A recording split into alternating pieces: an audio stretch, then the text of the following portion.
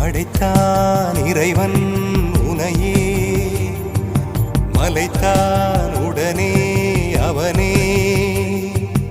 அழகை படைக்கும் திறமை முழுக்க உன்னுடன் சார்ந்தது, என் விழி சேர்ந்தது. விடிய விடிய மடியில் கிடக்கும் பொன்வினை உன்மேனி மீட்டட்டும் என் மேனி. இறைவினில் வந்து கலந்திடு, வீரல் பட மெல்ல காணிந்திடு.